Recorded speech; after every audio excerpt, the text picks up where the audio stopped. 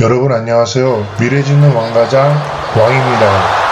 저는 두 번의 신축을 하고 신축에 무인사업을 더해서 그 시너지를 높이고 있습니다.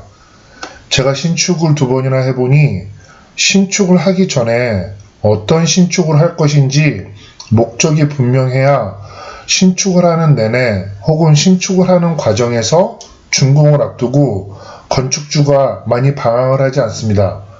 저 또한 그런 경험이 있었기 때문에 이런 자리를 마련하게 된 거고요.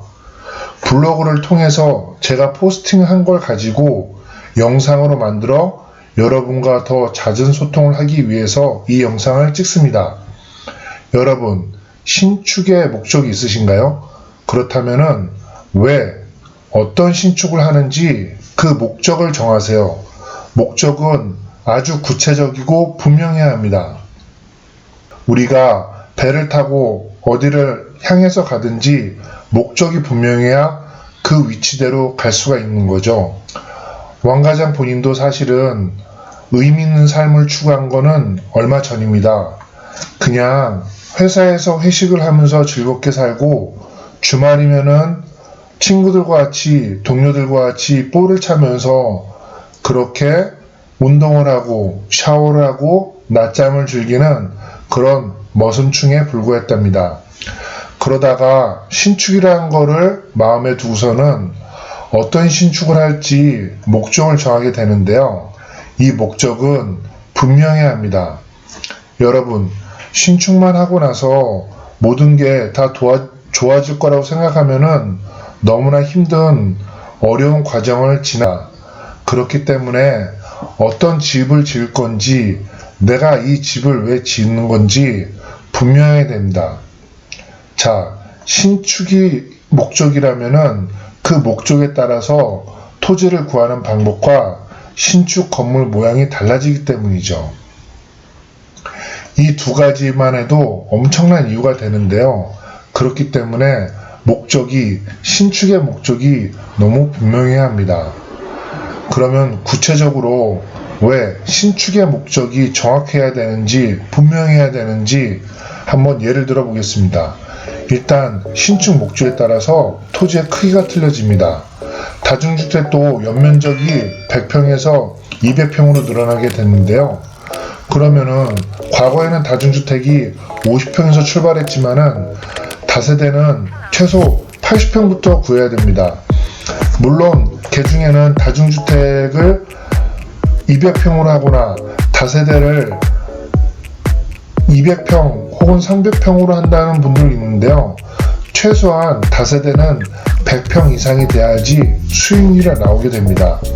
건물을 짓고 나서 플러스 현금 흐름을 맞추려면은 다세대는 최소한 100평 이상부터는 돼야 된다고 생각합니다.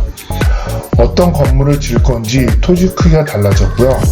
두 번째는 건물의 크기입니다. 다세대, 다가구, 다중주택은 대지 크기도 서로 다르지만은 건물 규모도 달라지게 됩니다. 내부는 어떨까요? 우리가 건물을 짓고 나서 임대를 할 건지 아니면 건축소 스스로가 거주할 건지 다세대와 같은 분양을 할 건지에 따라서 내부 구조가 완전히 달라집니다. 여러분, 어떤 신축의 목적인지 목적에 따라서 건물 내부도 달라지게 됩니다. 주차장 허가 면적은 어떨까요? 어떤 주택을 지을 것인가 따라 다세대, 공동주택, 다가구, 다중주택, 단독주택에 따라서 주차하는 주차 방식도 틀려지게 됩니다. 또한 자금 계획도 틀려지게 됩니다.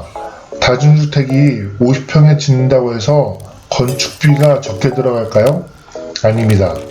건축비는 똑같이 들어갑니다. 오히려 협소주택 30평 미만에 짓는 주택을 신축하게 되면은 자금이 더 높게 들어가게 되는 결과를 나타나게 됩니다. 분양이 목적인가요? 임대가 목적인가요? 거주인가요? 여러분이 짓는 신축의 목적은 무엇인가요? 목적에 따라서 내부 설계와 가구 배치 그리고 인테리어를 최고로 할 건지 아닐 건지 목적에 따라서 건물의 내부, 분양 목적, 임대 목적 다 달라지게 됩니다. 목적에 따라서 자금의 신축의 규모에 따라서 모든 목적이 다 달라지게 되며 이는 처음부터 어떤 토지를 구할 것인지에 따라서도 다 달라지게 됩니다. 그러니까 여러분들이 짓는 신축이 어떤 거냐에 따라서 처음에 접하게 되는 어떤 토지를 구할 것인가부터 달라지게 되는 것이죠. 여러분, 매일 신축에 대해서 주차장법 공부만 하다가 시작도 못하게 되는 건 아닐까요? 저는 신축 투어라는 행사도 진행해 보았습니다. 지금은 신축이라는 스터디 강의도 하고 있는데요. 여러분들이 어떤 목적을 지니게 될지, 어떤 방향성을 잡게 될지 너무 혼자 고민만 하면은 어려워서 시작도 못하게 됩니다. 신축 투어 같은 행사는 모두 준공을 해서 지금은 안 하고 있지만은 함께 할 수 있는 시간을 만들어 보겠습니다. 함께 하면은 오래 갈 수 있다는 걸 저도 신축을 하면서 느꼈는데요. 저희 블로그 미래짓는 왕가장이나 저희 카페에 골 때리는 조물주를 검색하시면은 좀 더 많은 시간에 제가 했던 시행착오 글들이 많으니까는 앞으로 많은 시간을 만나뵀으면 좋겠습니다. 오늘도 블로그를 통해서 여러분과 만나보는 시간을 가졌습니다. 저는 미래짓는 왕가장, 그냥 평범한 여러분들 이웃사촌 왕입니다요. 감사합니다.